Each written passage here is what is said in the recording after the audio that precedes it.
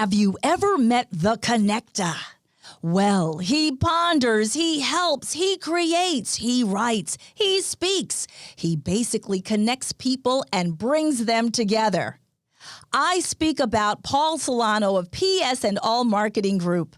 At psandallmarketinggroup.com, you will receive an assembled group of Paul's contacts and connections that cross into many sectors of life. Please contact Paul Solano at 617-240-4130 or psandallmarketinggroup@gmail.com if you are in the market for a wide array of services. Again, please contact the connector, Paul Solano, at 617-240-4130 or psandallmarketinggroup@gmail.com with any questions. And now, here's Paul Solano, the host of Paul Ponders. Welcome to #Paul Ponders. I've really enjoyed bringing you fun, informed, intriguing, and pondering podcasts. Many thanks to #PodPro Entertainment.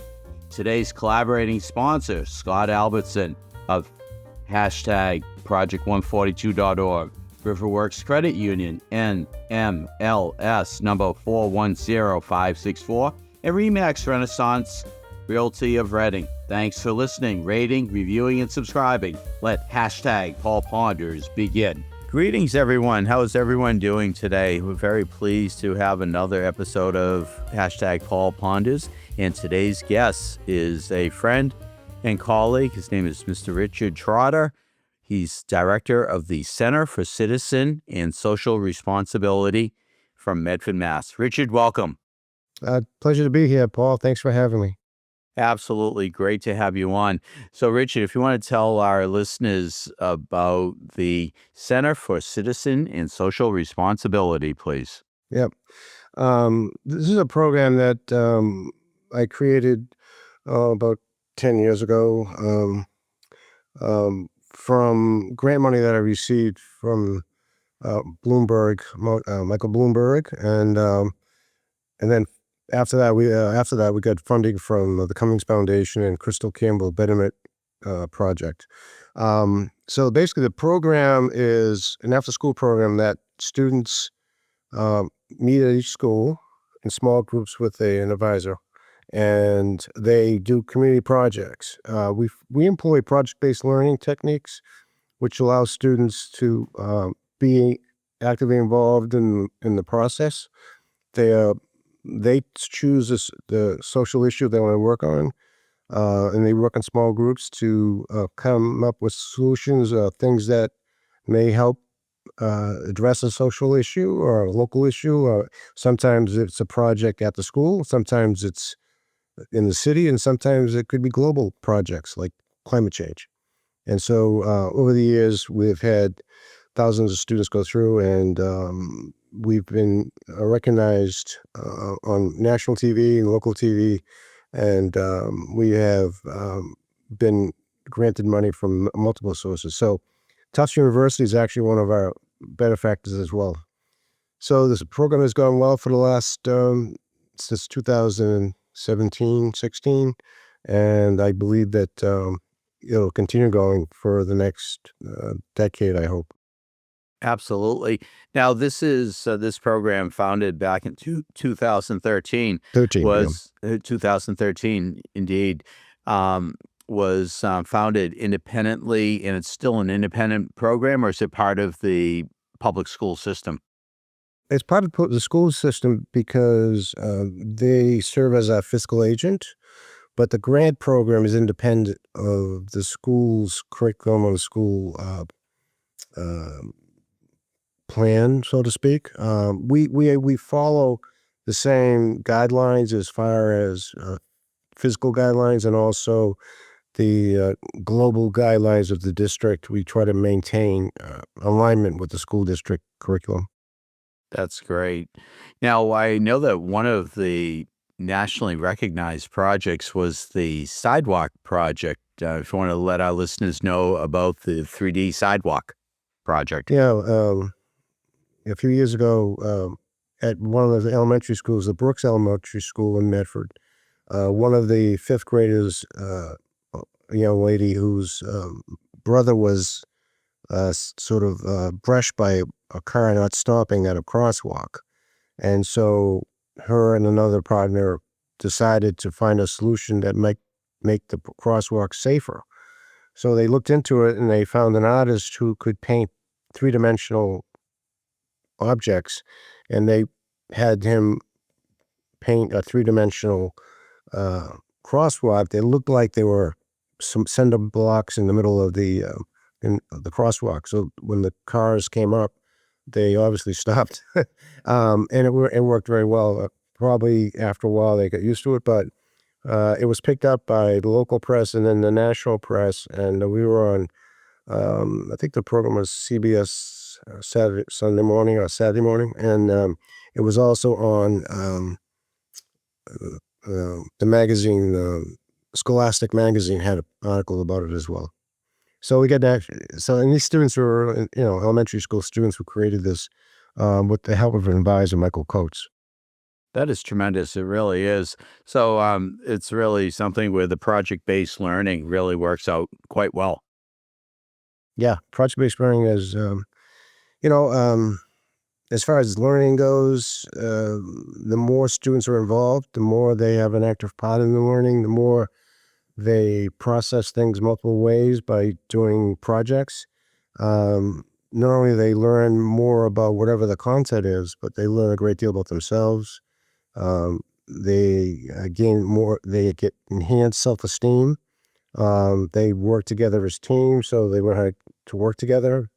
They have to communicate. So they have these little skills, the skill set that will help them um, not only in school, but in the future, whatever their endeavors are. That is fabulous. It really is. So this sort of dovetails with another program that I think you're involved in about youth empowerment. If you want to let our listeners know about the youth empowerment. So yeah, this is another initiative that I'm working on. I've partnered with a few people from across the country to set up a website to encourage and help people do youth empowerment programs. And so, youth empowerment basically means allowing students to be actively involved and do the things that we talked about, but work on projects that they have the ability to make change, whatever that change may be. So it, they see themselves as being able to resolve issues, have a voice, and it gives them the feeling of they can do anything. Basically, they feel like they have the ability to do things beyond what they expected, actually, and it has worked in other places where, in Milwaukee, one of my colleagues had a program in school where the students worked with the Green Bay Packers to do local projects, and these students were, you know, had some difficulties in school, regular school, but they thrived in this kind of atmosphere or environment where they could actually be working to make a resolution or help make the world a better place. That's tremendous. Now, I think our listeners want to know why this program is so successful, and I'll tell our listeners why. It's because you have years upon years of experience in education. So, if you want to let our listeners know about your background. Oh, okay. Yeah, I was a teacher at first in the 70s, and then I became a school administrator at the high school. I was located at the high school. I was district-wide media person. But from there, my job expanded. I became a grant writer. I developed a professional development program, and I also ran several departments, including libraries, media, art, music, so sort of things. So I've done a great deal there. But that broad experience helped me sort of develop this concept of what we're doing now with the project-based learning. So when I was able to get some grant money, I was able to create the program we mentioned earlier, the Center for Citizenship and Social Responsibility, which actually was, under the umbrella of youth empowerment. And so now that I'm retired, I can spend more time on it. It's really a labor of love, because I really feel like this is really important, and I get gratification from some of the things that we've learned about students who've gone through the program, which probably changed their lives in a positive way, which, if we could just change one life a year, that would be a lot. So whatever impact we have is really gratifying, because although we don't have the data on this information, we don't have data on the results. We do have anecdotal results, and we know that students have benefited, whether they went to college or not, just in life, because of the skill set that they learn and use in doing the projects is something that's invaluable. That is so, so true, and I think it's really important for you to just continue doing what you're doing, and you have the passion, but you also have a great list of advisors, top-notch advisors who assist you. So maybe if you want to elaborate on who some of your advisors are. Um, we have two groups, though. We have the group at the CCSR, and also another group at the Youth Empowerment. The one group at the CCSR includes Dr. Robert Brooks, from Harvard Medical School.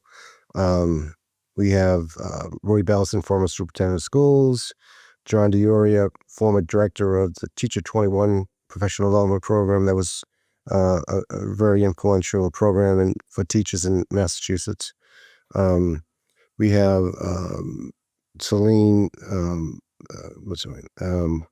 Anyway, Celine from Dr. Celine Coggins from Harvard University, actually a former student, who is an entrepreneur and now works at Harvard. So, we have a good group of people that help us out, and their job is to provide input and help us make good decisions, and also hopefully spread the word about the importance of programs like this that really, really, I can't emphasize it enough that students are actively learning, engaged in learning, and processing concepts, social issues, multiple ways. Is the kind of thing that any kind of learning setting that it will be embedded in their brain as long as they live. And so we're trying to keep those kinds of experiences powerful, so that they feel like they really can do things, and that this might have a way of encouraging these students to go forward with education, go forward with skills, and feel like they can accomplish things, and not be uh, in a point where they feel like they're useless, or they can't get a good job, they can't be productive citizens. And of course, that kind of thinking leads to problems. And we believe that, if we're going to give students a high, we want to give them a natural high by having them do things that help other people. And, that's been proven that in research, that by helping other people, you actually, release endorphins. So it's a natural high that does exist. It's not just, fiction. And that kind of high, hopefully, would replace other ways of getting high and escaping what might be something difficult at home. So, so true. And also, as we spoke about earlier before we started recording the podcast, another one of your advisory members is Mr. Dave McGilvery, who is just an absolutely wonderful person. And we both have friendship with Dave, and Dave is such a motivator and hopefully a future Paul Bonders guest and all. But, he's the author of the book, The Last Pick. And he is just an incredible motivational speaker, and he's just done a great job in motivating youth, older and younger people. He's just an incredible person, wouldn't you say? Oh yeah, Dave is. Worked on a couple things together, and we worked on the run for Medford a couple years ago.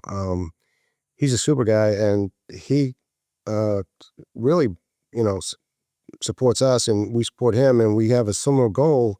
I mean, he has the goal of uh, encouraging students to, to be to be to overcome adversity like he did, and by working hard and being determined you can overcome things. Like his problem was he was small, but he wasn't small. He was small in stature, but big in character.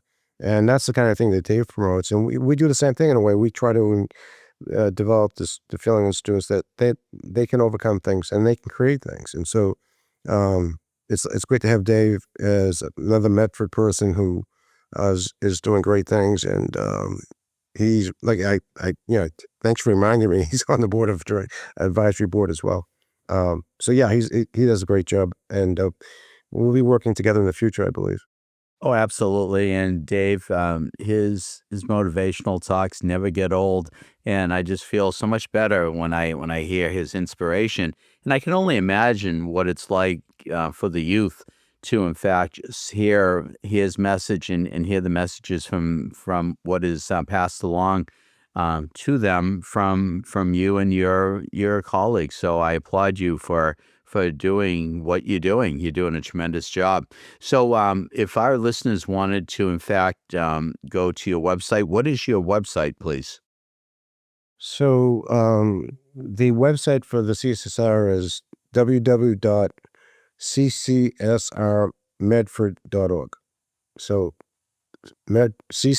CCSR Medford, one word, .org. And then the youth empowerment is youth/can.org. Youth-can.org. So, Absolutely. and so both those websites will actually probably do a better job explaining things than I did, but you can get a full idea of what the programs are about. You can see actually in the CCSR website, you can see the projects students have doing presently or doing in the past few years. And you'll also see videos of the kids in action and other videos that were done by local news media on the program. Um, the youth empowerment web page is new. We're still developing it, but there is a foundation there that people can look at to get a grasp and understanding what we're doing and why we're doing it, and also if they want to get involved. We're trying to build a network of people who believe that youth empowerment is important and it should be part of public education, and also it can be used in other settings where youths have some challenges, whether it's some kind of issue with behavior or criminal behavior. This kind of program will work in settings where we're trying to reach them in a positive way, and by having students in any situation work in groups or individually to solve social problems that they care about, can really, really have a powerful impact. So, one of the things, as a teacher, I was a history teacher, and I learned early on that the way to get students to learn was to get them engaged, and then once they're engaged, then they'll pay attention and they'll actually have the opportunity to do things that will uh, that will actually have them learn whatever you want them to learn. Um, Particularly, the word I use is processing, because the more a student processes a concept or a project, the more they're going to be uh, impacted by it, the more they're going to learn, because that processing has a powerful effect of hitting multiple senses and also different brain functions, so that that kind of thing, that kind of project, that kind of activity is going to not only be something I'll never forget, it'll actually have a greater impact on them. Without a doubt, and as a fellow history major, history is a record of human experience, and it really is something that you're able to convey that to the students who are part of this program. And just for our listeners out there, this is not really an after-school club. This is the real deal. This is something that's really big time. It's more than an after-school club, would you say? Yeah, so the difference is we have a curriculum. It's called project-based learning. We have a structure to the program. We have students working with teachers after school. So this is the projects tend to be a little more complex than what people typically think of a project, like having a bake sale or raising money for a cause. Um, I'll give you one example. We had two elementary students and two high schools work on a project. Actually, it was most of the elementary students because their teacher, Michael Coates, who was also a historian, was teaching the students about Medford history. And they came across the enslaved people who lived in Medford. And one of the things that they learned was the enslaved people didn't have like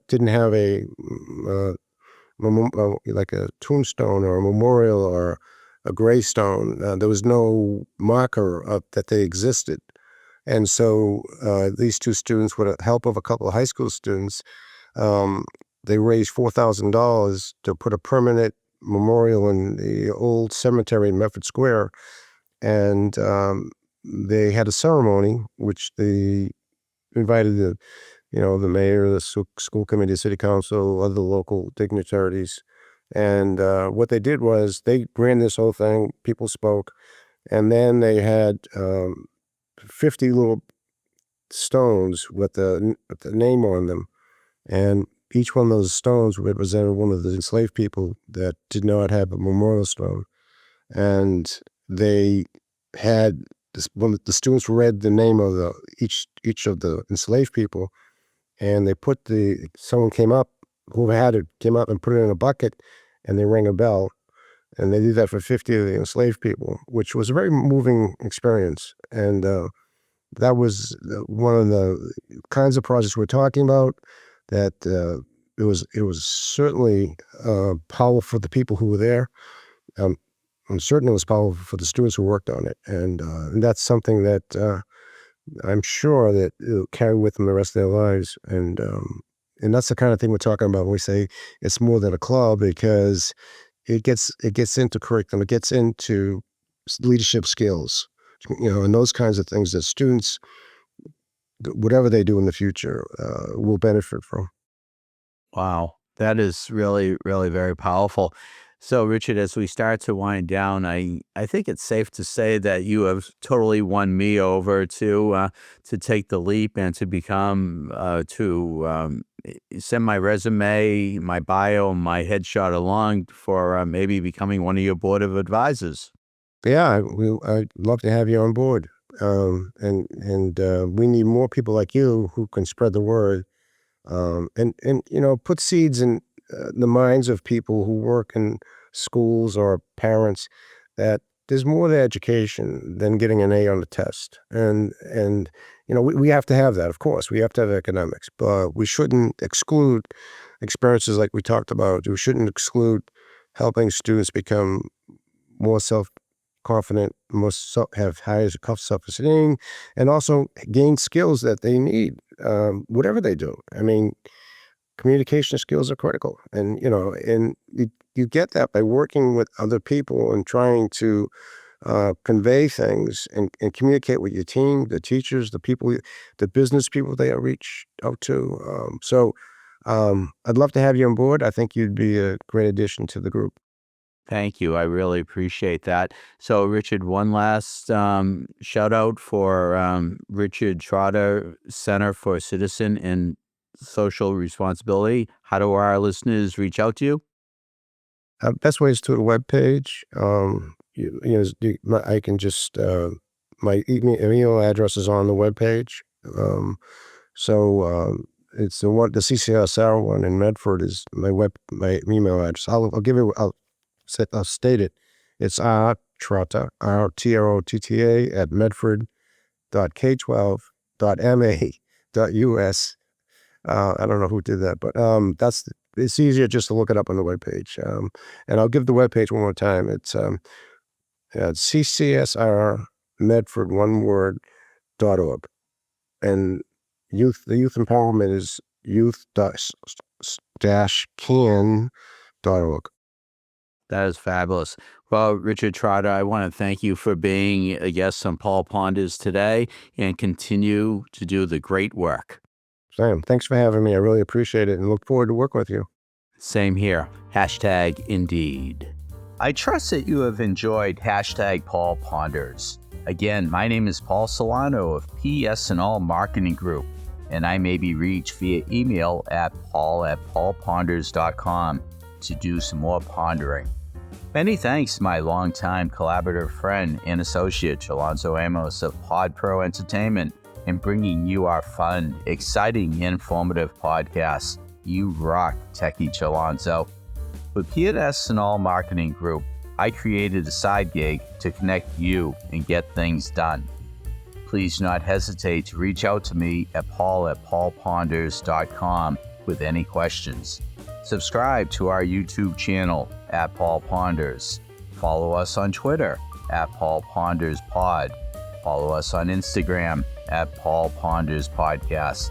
Thank you again for listening to hashtag Paul Ponders, available on Apple Podcasts, Spotify, our website paulponders.com, or wherever you stream your podcasts.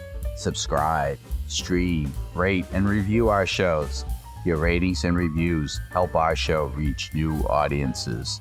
Produced by Pod Pro Entertainment, hashtag Paul Ponders lives within a network of podcasts located at podproentertainment.com. Hashtag the new radio. Until we meet again, my friend, stay well. Hashtag indeed.